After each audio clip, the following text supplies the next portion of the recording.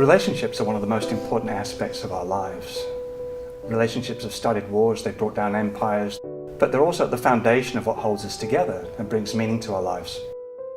Relationships are closely entwined with our sense of self and sense of purpose. So maybe it's understandable that relationships during treatment and the early stages of recovery are discouraged. Now, they also say that there's an exception to every rule. And joining me tonight are 4 exceptions to the rule, who are here to talk about their experiences with love and life on the road to healing and recovery. Could you just go around and introduce yourselves? Yeah, my name's Kevin Riley, and this is my wife Danielle. I've been in recovery, in May it'll be 5 years, so I'm coming up on a nickel. Yeah, I'm Danielle, same. I'll be 5 years clean and sober in April. Okay. I'm David Walker. I've been clean for over 8 years. Okay. I'm Jessica. I'm his wife. And my wife. We've been married for 8 years. We got married just after we got clean and sober. Cool. Okay. Kevin, can you just start by telling us a little bit about how you guys met? You met whilst you were in addiction? Yeah. So Danielle and I met on the heels of a couple of messy divorces, and we actually met online on plentyoffish.com, and we just started chatting it up on messages, and we got together, and we pretty much haven't been separated since. Not by choice. Not by choice. Occasionally we would break out in handcuffs and forcibly separate us, but we're we're done with that now. So. Okay. During using, you went through treatment, you went through recovery together. Well, I got pregnant and got arrested, so that was kind of my treatment. So I've not been to formal inpatient treatment ever, but yeah. Sure. And David and Jessica, just a quick overview of your situation. You met whilst you were using, did you? Yeah, well... That was the beginning of our relationship. That was the beginning of our relationship. Yes. So we started, I guess we were going out a lot, and we kind of ended up together, and then we've been nonstop together since then, the same. So... Kevin, what attracted you guys to each other, do you think? I think in the beginning, it was her profile picture. It's just something about her eyes. I was like, her eyes were intimidating. Like when her picture first popped up, I quickly moved it because something about her eyes scared me. But then it was her eyes that brought me back. I'm serious. And do they still scare you? Only when you're angry. But it was just. I don't know, there was just something that was hauntingly familiar about her that Everything felt comfortable right from the beginning with us. Yeah. And how big a part of did using play in the relationship? Was that? Oh, it was paramount. Was it? It was about 2 months before we lost our jobs and our homes, and we're living in our truck. And so what was pulling you down was also keeping you together, though, huh? Yeah, absolutely. Yeah. Okay. And how about trust and stuff like that? Did that become an issue? Well, I think whenever you run out of drugs, it's the other person's fault, and everything is kind of fallen to pieces and broken. So you just blame everything on the other person because they're what's near you, and it's easy. Yeah. But we didn't really cheat on each other or anything like that. We just... Jessica, how was that for you and David? I agree 100%. Neither of us cheated, but we always were first to point the finger at the other person if they took too long to hook up the drug. That was mostly me, because I would go and usually figure out how we're going to get it, and I came home 10 minutes, 15 minutes past when I should have, and I should have. And I slept with every Tom, Dick, and Harry on the way home. Delusional thinking. Yeah, and I think it's a lot of it played with the drugs. And for us, we didn't really start deep into drugs. We slowly got there. We were drinking. We'd go and drink. He had a problem with methamphetamine before that. I didn't know how bad it was. He was just getting out of it. So we were just heavily drinking, and then we would kind of use here and there, and we kind of transferred drug addictions from cocaine to pills, back and forth till we got to opiates, and that was for us a very huge downward spiral.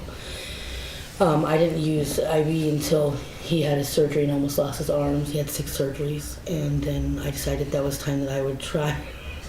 So, yeah, Mr. Lowe's company. Kevin, at what point did you realise that this wasn't quite working? Not the relationship, but the situation that you guys were in together. Oh, at what point did I not realize that? But the problem was it was all that I knew. So therefore it was, this isn't working out, but it was all that I knew. So I kept going back. But I think the real selling point was, she had some charges that she was serving out from Whatcom County on electronic monitoring at her parents' house. And at that point in time, my basic whole role in life was hustle, get dope, sneak it into her window, and then go out and do it again. And then one day I'm camping outside of a church in Cedar Woolley. I was homeless, and one day she wakes me up and she goes, "I'm pregnant," and I'm going to the doctor, and I'm like, "What? What do you mean you're pregnant?" And then I ran and caught up to her, and it was we got on the bus and we started heading towards the doctor's office, and we didn't talk, and we got to the doctor's office, and I couldn't even go inside because we had our little dog Peanut with us, and they were worried about pet allergies. So I sat outside, and she comes back out and she's like, "Yeah, I'm pregnant," and we didn't talk. We got on the bus, we didn't talk. We made it all the way back to where I was camping, and we didn't talk the whole time. It was just like, that was the first time I think that was the first time I ever really truly prayed, and I just said, "God, I need your help in this. We need to be forcibly removed from this situation. If we're gonna make it better for us, make it better for our kid." And as we sat there and on the cot outside the church, we kind of fell asleep, and then we got woke up by the sheriff's department, and they ran our names, and I came back clean for like the first time ever. But she came back as on home monitoring, and they arrested her and took her to jail. So God answered my prayer, not in the way that I wanted, but he answered it. Mm. And that was like, okay, it just got real, and we need to do something different. Yeah. Mm-hmm. Anything to add to that, Danielle? Is that kind of how you felt? Yeah, I mean, we were terrified. I thought for sure that I was just going to have to get a restraining order on him to stay clean and sober, because I knew we couldn't be around each other if he was using or if I was using, and we needed to, it wasn't just about us anymore, so Sure. something had to change. Yeah. So there was an intervention in a way that was beyond your Yeah. control. It was but it's the what you best thing asked that for. could have happened. Yeah, us getting away from each other was the best thing that could have happened at the point. Yeah. And you guys, David, how was that for you? What was the turning point, do you think, that... After losing everything for the 100th time, it was just the last time. Losing my house, my cars, my freedom, And everything. And our children, I think having In our my children, brain. having our children stay with your ex, knowing instantly we weren't. Yeah, and I was just doing some stuff that wasn't normal. Man, I had to snap out of it. Either that or I'd be dead. So from the moment we got together, we were inseparable, and then our children were never out of our care ever. So 6 days before I went to treatment, they had to stay with his ex, because that's where his children were, his other children. Yeah. And so we're like, we couldn't figure out anywhere that we trusted, because we didn't trust anybody. We'd burned a lot of bridges, but also a lot of our family we just didn't feel like we could trust. And so that's where we left them. And I told them we were going to get better, and we sat there. We continued to use for about a week in our own ways, and we had to separate to get clean. Mm-hmm. So for us, it was like, I think if we wouldn't have separated, I don't think we would be together today. Because he had quit drinking years before that, and he resented me for it for years. And when we got clean, I was like, we have to do this for ourselves. Because if you do this for me again, I'm not going to hear about it for the next 5 years. I'm not going to do that to myself. And so we had to. And it was, I remember we're sitting outside of Liberty Bell, screaming, crying, yelling at each other, and just saying we have to do it, and then watching each other walk away. And it was Yeah, that was a hard. We thing had to do. walk away and not let anybody help us, because if people would have kept helping us We would have. financially anyway, if they would have continued to help us, we would have stayed there. Yeah. Yeah. I mean, I'm asking these questions because I'm curious. I mean, two couples going against the odds, so it's interesting to see what it was in your backgrounds and your circumstances that created the situation that allowed you to remain with each other. Mm-hmm. Yeah. So it's quite interesting. Gotta get away from each other. Yeah, totally got to get away from each other. Yeah, yeah, And no We one have wants to. to. Yeah. yeah. Yeah, everybody's like, all the stuff that I hear today is like, oh, I want to go to treatment with so and so. I'm like, well, that's not gonna work. That's just 2 shovels digging the hole faster. You Yeah. have time. You have to have separation time. Yeah, But I don't totally. feel like complete separations. Like it's just like absence of each other for a moment, long enough to get yourself out of Yeah. that and Get wake up. yourself better.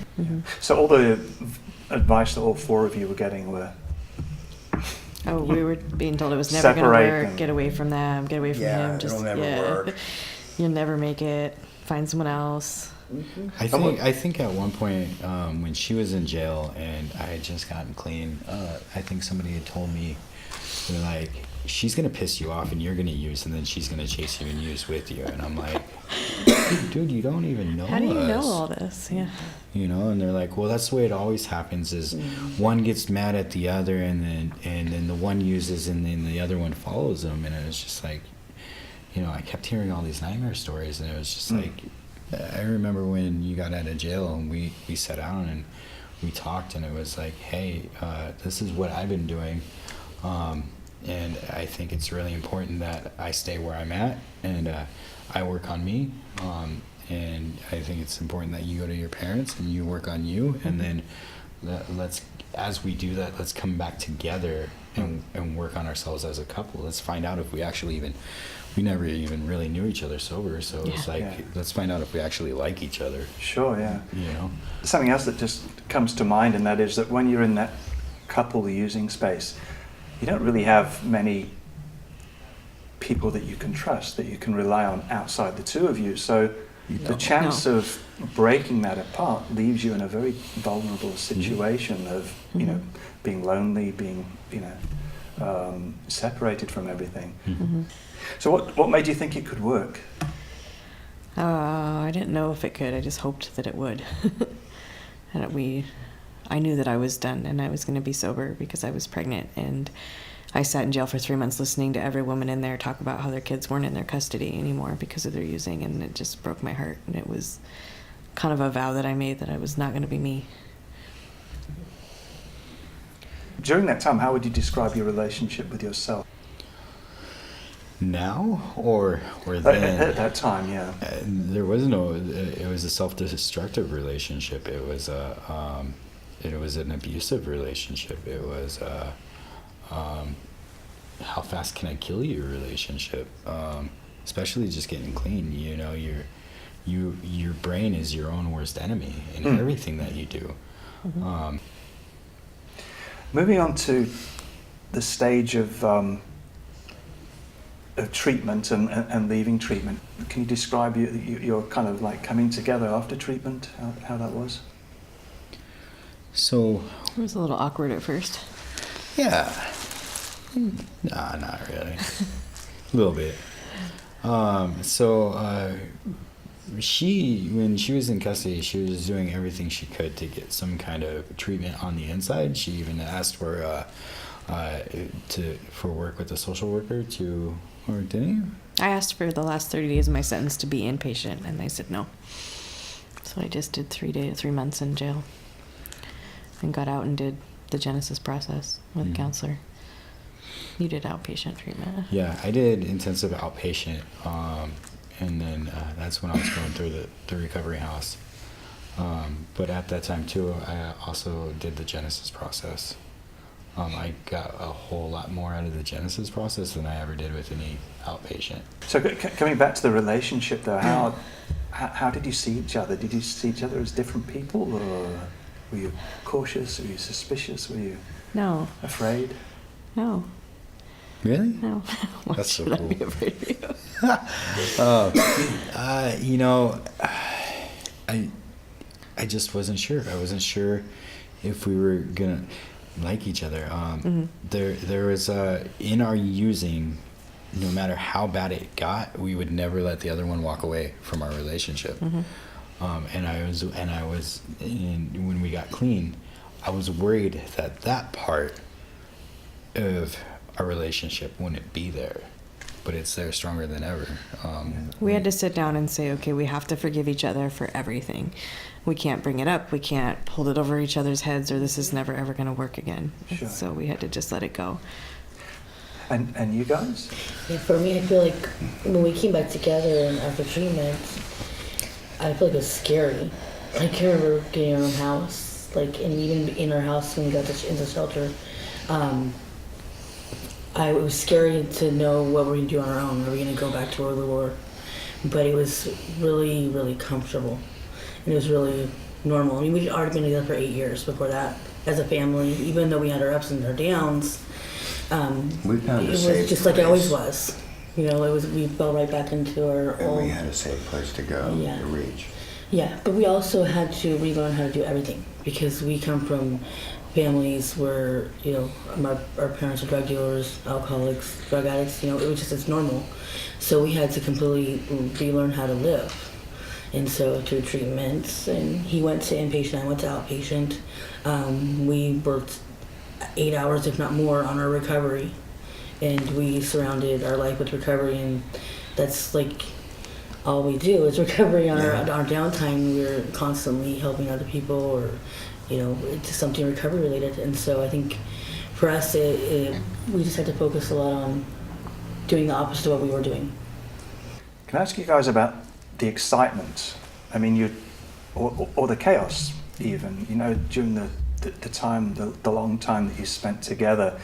You know, the roller coaster and everything, and then you complete treatment. You go into recovery.